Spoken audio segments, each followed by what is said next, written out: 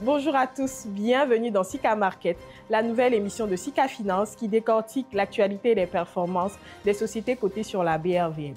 Au sommaire de cette émission, nous avons 3 rubriques, Allo Sika, Tour du marché et Meeting WIF. Au cours de cette émission, nous aborderons pour ce premier épisode les raisons de ce nouveau programme et l'intérêt pour vous de le suivre dans la rubrique Allo Sika avec le directeur général Daniel Agré. Nous poursuivrons la deuxième rubrique Tour du marché en passant en revue les faits marquants qui se sont déroulés sur la BRVM au cours du mois d'avril avant d'évoquer les perspectives pour ce mois de mai. Nous terminerons notre émission par la rubrique Meeting WIF qui est une lucarne d'échange avec un expert du marché financier et nous nous entretenons aujourd'hui avec José Félix Dié, directeur général de CGF Gestion. Place maintenant à la rubrique Allo Sika.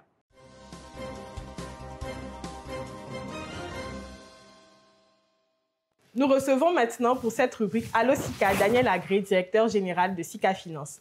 Daniel, pourquoi ce nouveau programme Sika Market et quel est l'intérêt pour un investisseur de le suivre? Merci beaucoup Maëva. Sika Market, première émission télévisée de Sika Finance dans le but de récapituler chaque mois les performances à la BRVM.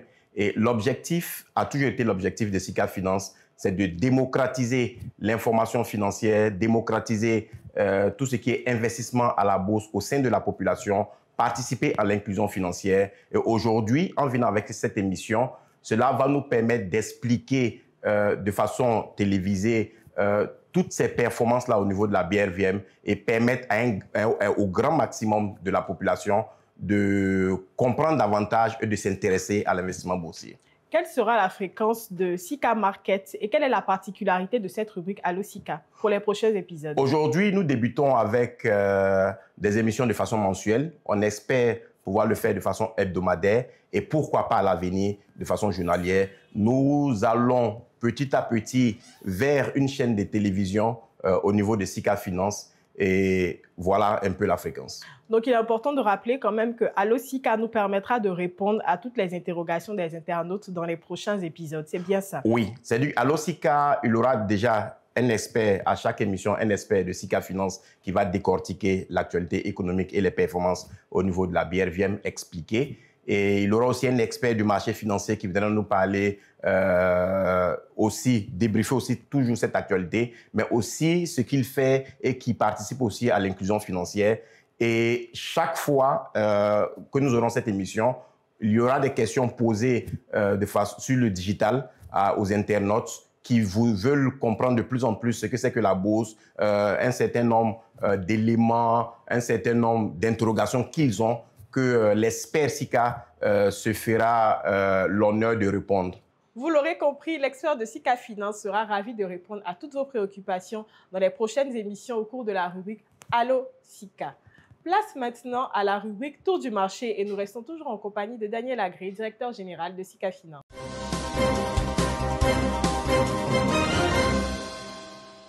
Daniel, comment le marché a évolué sur le mois d'avril? Sur le mois d'avril, on peut dire que nous avons constaté une légère baisse au niveau de la BRVM de 0,13%. Mais lorsque nous intégrons les dividendes à l'appréciation de ces valeurs-là, qui aujourd'hui représentent le Sika Total Return que nous avons lancé en début d'année, il y a une légère hausse de 0,05%. Ceci peut se traduire aussi de façon graphique sur notre chat 365 de la plateforme Sika Finance Pro et que nous pouvons constater que depuis le début de l'année, effectivement, il y a une résistance à 292 points que la BRVM n'arrive pas à franchir, mais au cours de cette année, on espère pouvoir aller jusqu'aux 300 points. Qu'est-ce que ça représente en termes de chiffres? En termes de chiffres, pour le mois d'avril, pour les investisseurs, la BRVM Composite a évolué autour de 4% et le Sika Total Return de 4,19%. Concrètement, Daniel, ça signifie qu'un investisseur aurait gagné sur la BRVM en moyenne 4%, voire 4,19% si nous partons sur la base du Sika Total Return s'il investissait de janvier à maintenant, c'est-à-dire à la fin du mois d'avril. Donc, s'il investissait de janvier à maintenant et qu'il avait acheté chaque action qui compose la BRVM Composite. Le BRVM Composite est composé de quelles sociétés? C'est composé de toutes les sociétés cotées à la BRVM. Okay? Et donc, on fait une moyenne de leur progression. Et la moyenne de cette progression depuis le début de l'année a augmenté de 4%. Mais ça ne veut pas forcément dire que chaque action aurait augmenté de 4%. On a eu des actions qui sont allées autour de 70%, certains 20%, et puis d'autres qui avaient baissé. Donc, toute cette moyenne-là nous donne une progression de 4%. Et les 0,19% représentent quoi pour le SICA Total Return? Le SICA Total Return, on prend l'ensemble de la progression de ces sociétés, de cette moyenne-là, et puis on va intégrer les dividendes. Okay. Les dividendes que les entreprises payent une fois par année. Donc, la part du bénéfice qui est reversée aux actionnaires. La part du bénéfice qui est reversée aux actionnaires. Okay. Très bien, Daniel. Donc, nous avons les performances générales par rapport au mois d'avril. Quelles sont les actions qui se sont le mieux démarquées? Les actions qui se sont le mieux démarquées en ce début d'année, on a Unilever Côte d'Ivoire, on a la SAPH et puis on a SOGB, deux entreprises dans le secteur agricole. OK. Et donc, Unilever a fait une performance autour de 56%, SAPH de 15,76% et la SOGB de 8,9%. Qu'est-ce qui explique ce bond de 56,27% de l'action Unilever Côte d'Ivoire? Moi, je dirais que c'est une performance mitigée. Carré d'Or qui annonce une reprise de toutes les activités de Unilever Côte d'Ivoire. Donc, aujourd'hui, les investisseurs au niveau de la BRVM qui voient un peu la progression des Carré d'Or, qui se dit que c'est un très bon move, mais mitigé parce que le volume ne suit pas. Okay? Je pense qu'on a eu entre 600 et 660 titres échangés et qui ont conclu ces 56%. Donc, le titre est quand même un peu illiquide et ce sont des éléments à considérer lorsque on veut acheter des actions. Qu'en est-il pour les actions SAPH Côte d'Ivoire et SOGB? Donc, nous avons deux sociétés dans le secteur agricole. Et pour ces deux sociétés-là, il y a eu une augmentation du prix du caoutchouc à l'international. Okay? Ce qui va nous amener, par exemple, à regarder tout ce qui est actualité que SICA Finance a pu produire sur, par exemple, SAPH. Et on constate que autour du 28 mars, par là, le résultat net de SAPH a flambé de 417%. En termes de chiffre d'affaires, il y a eu une progression de 35%.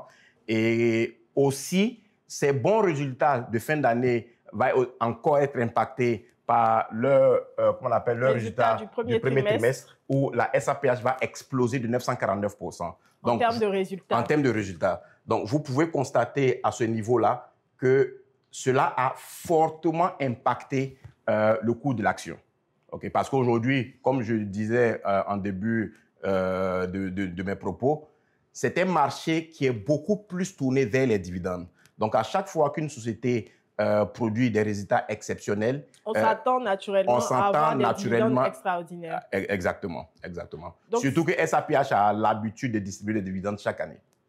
Donc, c'est un élément auquel les investisseurs vont être attentifs. Absolument. En est-il de même pour la société SOGB? Même chose, dans le même registre. Activité agricole, dans l'EVA et dans l'huile de palme. L'EVA qui représente 66% du chiffre d'affaires de la SOGB, 33% représenté par le palmier à huile. Les deux activités agricoles ont connu une hausse au niveau international. Donc, cela va s'expliquer aussi par de bons résultats aussi que la SOGB va annoncer. Plus 200% de résultats, justement, au premier trimestre. Exactement. Et comme on le disait, c'est des informations auxquelles les investisseurs sont sensibles, ce qui entraîne la hausse du cours de l'action.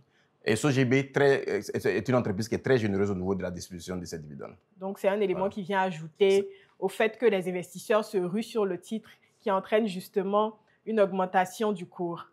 Daniel, qu'en est-il des mauvais élèves au cours de ce mois d'avril? Quelles sont les pires baisses que la BRVM a connues au cours de ce mois d'avril? Donc, au cours de ce mois d'avril, on va constater une baisse au niveau de BOA Burkina Faso, 23,44%, Neiseda, 10,49%, Safka, Côte d'Ivoire, 16,46%.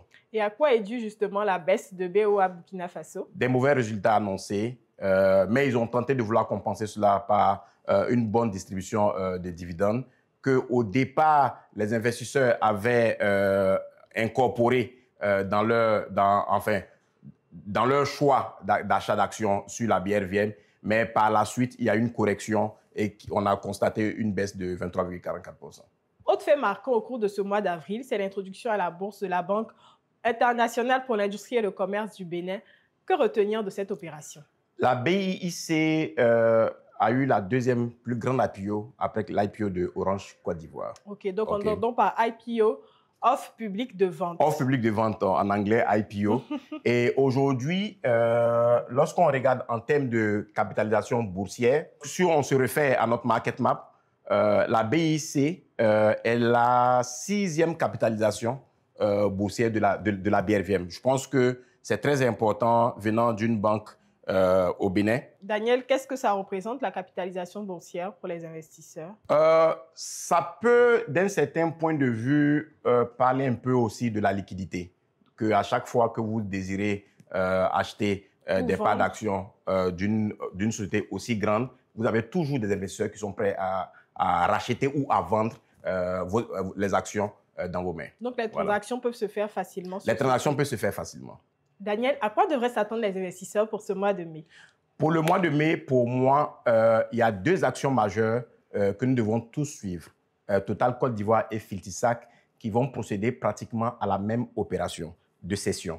Okay? Donc, lorsqu'on prend le cas de Total Côte d'Ivoire, le 30 juillet, Total Côte d'Ivoire cède autour de 20% de ses parts de la CIE à une entreprise nigérienne, Sahara Energy. Okay? Et donc, ça se passe autour du 30 juillet. Sika Finance avait l'information à cette période, mais n'avait pas de faits palpables pour pouvoir étayer, en fait, d'éléments factuels pour étayer ses propos. Donc, nous allons publier cette information autour du 19 février 2025, ce qui va contraindre plus ou moins Total Côte d'Ivoire, effectivement, un mois après, à publier cette information dans le BOC de la BRVM.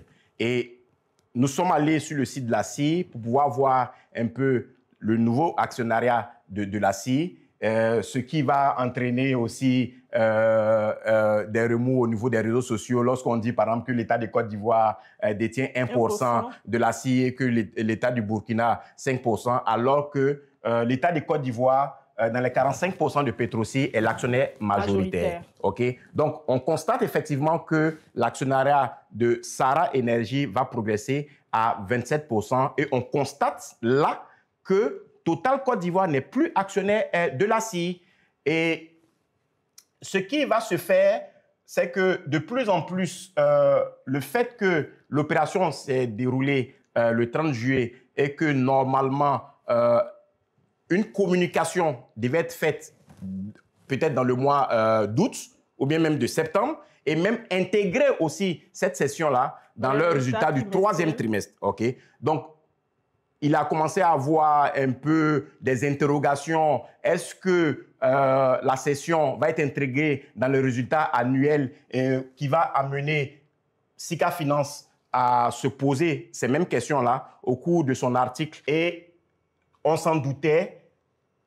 Les interrogations se faisaient de plus en plus au niveau des actionnaires de Total Côte d'Ivoire et à la publication des résultats de Total Côte d'Ivoire à la fin du mois d'avril, effectivement, cela n'a pas été intégré dans leurs résultats annuels. Vous comprenez que la conséquence d'une telle information majeure va entraîner la chute du cours de l'action.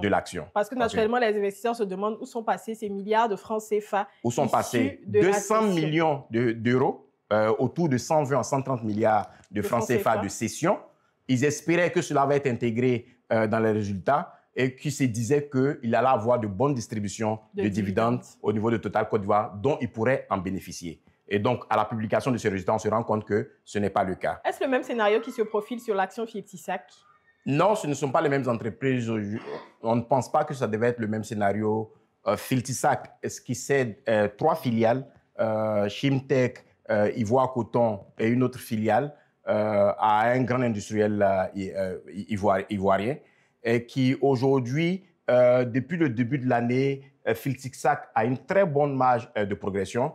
Lorsqu'on regarde par exemple au niveau du chat 360 sur le titre de Filtisac, on voit qu'ils ont évolué effectivement dans un très bon canal jusqu'à ce que effectivement comment on appelle là, les investisseurs de la BRVM qui réagissent très souvent par anticipation et qui se disent que si ce qui est arrivé à Total Côte d'Ivoire de ne va pas intégrer la cession de ses parts à la CIE, si effectivement Filtisac opérait de la même façon, ils anticipent cela et aujourd'hui on constate que le cours de bourse est en train de baisser. Voilà. Alors que historiquement, lorsqu'on regarde Filtisac au niveau de la distribution de ses dividendes, ils ont un taux de distribution supérieur à 50%. Comment les investisseurs peuvent avoir accès à toutes ces informations? Ils peuvent avoir accès à toutes ces informations en venant d'abord sur le site de Sika Finance. D'abord, il y a une version gratuite. Ensuite, pour ceux qui veulent pousser un peu plus loin leur analyse et avoir des informations privilégiées, ils peuvent souscrire à l'offre premium de Sika Finance et les professionnels ont l'offre Sika Pro qui leur donne encore beaucoup plus d'informations détaillées et techniques qui sied à des investisseurs professionnels. Merci Daniel. Donc, que vous soyez particulier ou professionnel, vous trouverez forcément pour votre compte sur la plateforme Sika Finance. Place maintenant à notre rubrique Meeting with avec notre invité du jour, José Félix Dié, directeur général de CGF Gestion.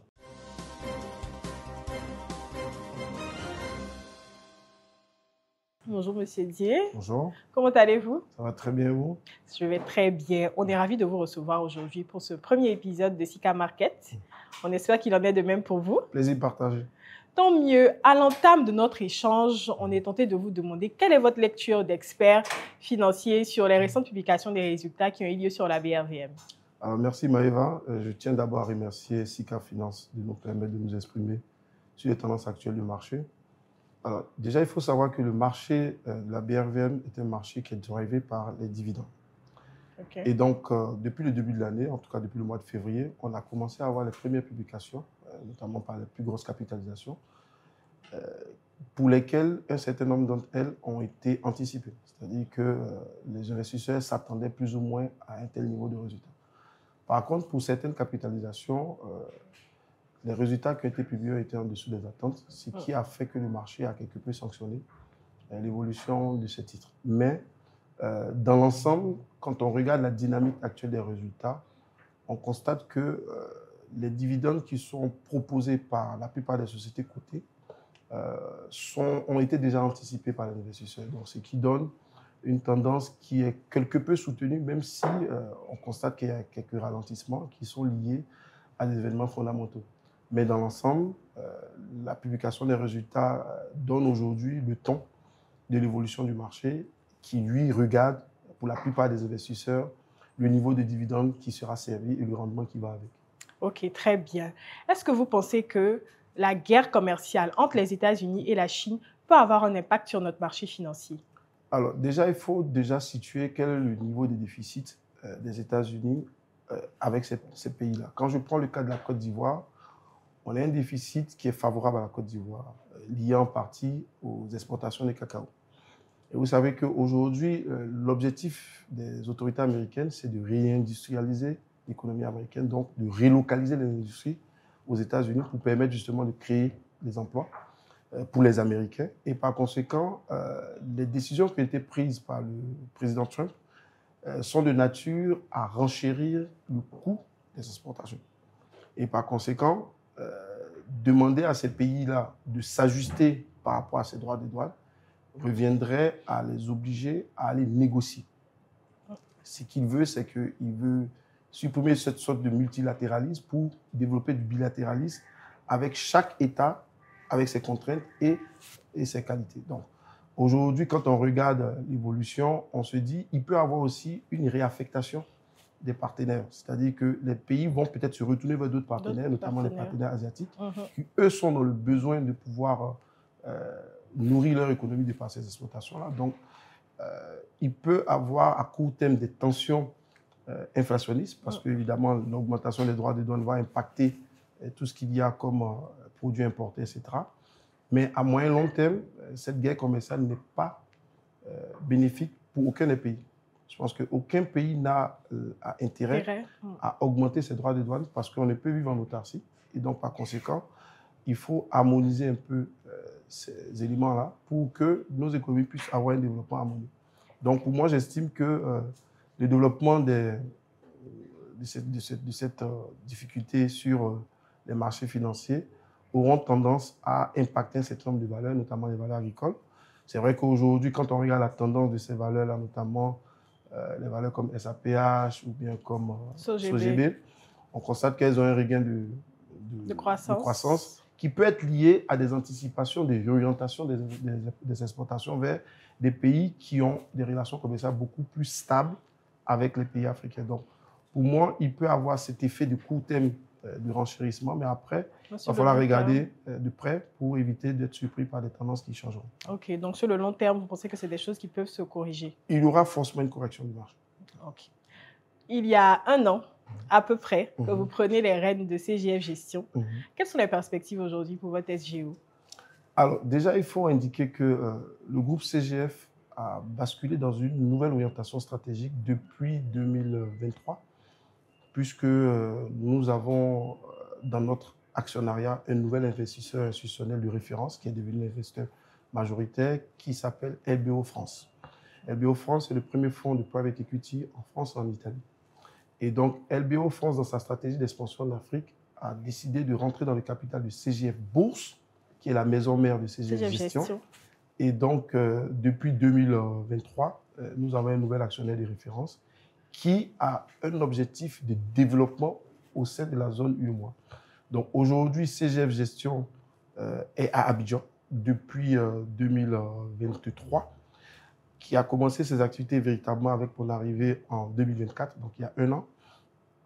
Et aujourd'hui, on peut dire que les perspectives sont intéressantes puisque nous avons commencé à nous déployer sur le territoire ivoirien avec la signature de quelques contrats avec de grosses entreprises pour la mise en place de plans d'épargne retraite. Il faut savoir que la particularité de CGF Gestion, c'est qu'on a un fort ADN qui est lié à la retraite complémentaire. Okay. D'ailleurs, je le dis souvent à nos clients, on a été créé pour gérer la retraite complémentaire. L'idée même de création de CGF est née d'un besoin de la Sonatel de pouvoir mettre en place un fonds de retraite complémentaire pour ses salariés. Donc, c'est comme ça que CGF a développé son activité sur le segment de la retraite complémentaire. Parce que quand on regarde aujourd'hui les plus gros asset managers du monde, en l'occurrence BlackRock ne fait que gérer les fonds de pension des lignes métiers américaines, des industries américaines, des médecins, des pompiers, des camionneurs, etc. Donc, nous, on a compris que l'avenir de l'asset management, c'est dans la gestion des fonds de pension. Et aujourd'hui, sur les 110 milliards d'actifs sous gestion qu'on a, 110 milliards de francs CFA, la moitié est dédiée à la gestion des plans d'épargne retraite pour le compte d'institutions, d'entreprises, de salariés de PME. Okay. Et donc, nous, notre modèle aujourd'hui, c'est justement aborder le marché ivoirien en proposant des solutions de retraite complémentaire qui sont adossées à des produits des marchés financiers. Et on ne pourrait pas terminer sans vous demander vos conseils en tant qu'expert du marché financier pour maximiser ses gains à la BRVM en 2025. Alors, c'est une question assez intéressante et délicate à la fois parce qu'on a eu plusieurs épisodes malheureux en griffe des notions d'investissement. On a vu les phénomènes du moneva.com, on a vu les phénomènes du VTC, voilà. Et aujourd'hui, par notre position, on constate qu'il y a de plus en plus de l'intérêt à venir investir en bourse, qui est un cadre réglementé, donc où il y a une sorte de protection des épargnants via la supervision de l'autorité des marchés financiers de l'UEMOA.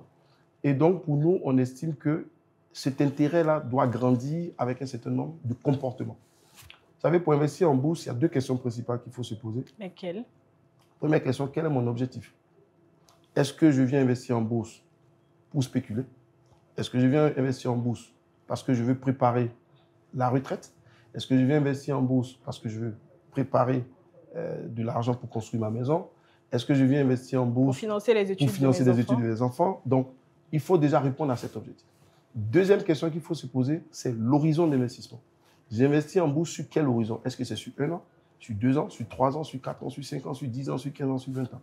Donc, ces deux questions-là sont fondamentales. Une fois qu'on a dit cela, on se demande maintenant comment est-ce qu'il faut faire pour investir en bourse. Et à ce moment-là, nous recommandons fortement aux intéressés de s'adresser à des institutions qui sont agréées, notamment les SGI et les SGO, qui accompagnent la communauté des investisseurs dans leur démarche d'investissement en bourse.